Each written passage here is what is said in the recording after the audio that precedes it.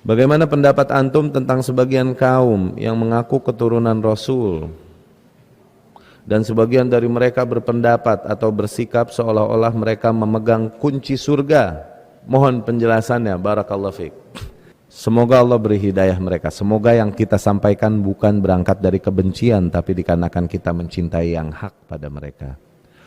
Sanad mereka apabila kita tinjau secara ilmiah kepada Rasul SAW, nasab mereka terputus di Ali Al-Muhajir itu. Ini dari sisi sanad. Oke? Dikarenakan seseorang mengaku keturunan Rasul SAW, ini kabar yang berkaitan dengan agama.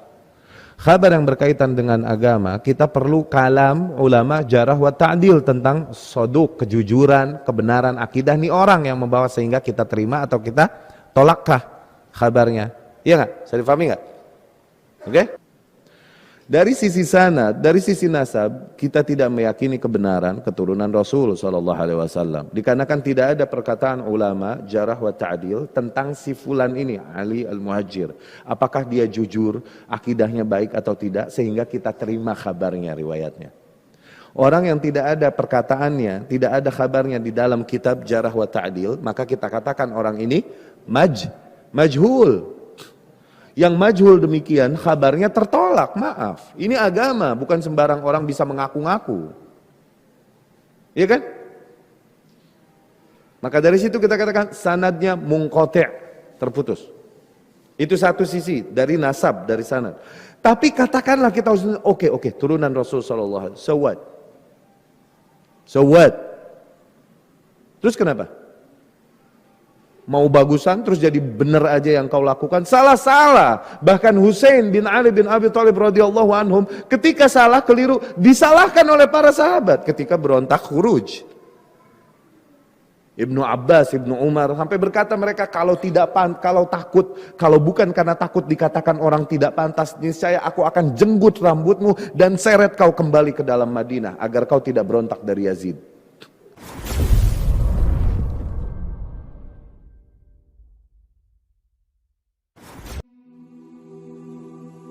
Bismillahirrahmanirrahim. Assalamualaikum warahmatullahi wabarakatuh.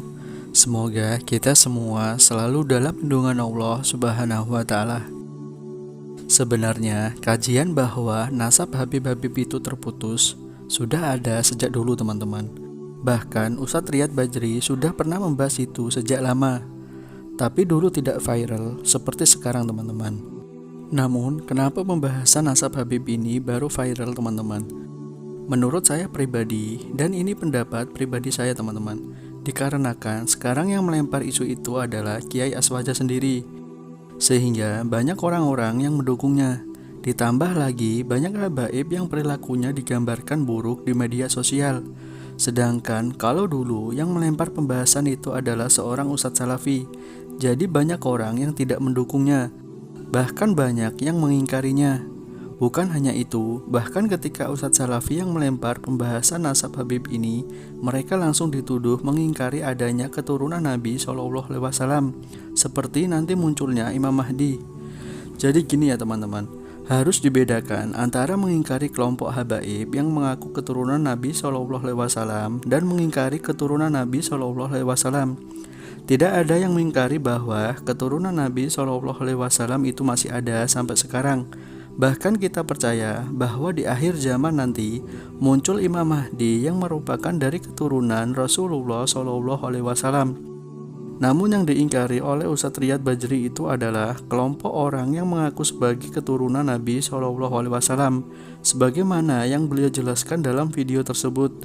Jadi intinya beliau percaya bahwa keturunan Nabi SAW itu masih ada, tapi siapa dan dimananya beliau tidak tahu. Sedangkan apakah para habaib itu benar keturunan Nabi SAW, beliau mengingkari hal itu.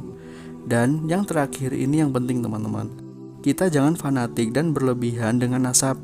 Yang kita ikuti adalah orang yang lurus di jalan Al-Quran dan Sunnah sesuai pemahaman para salafus soleh. Wallahu a'lam bishawab. Wassalamualaikum warahmatullahi wabarakatuh.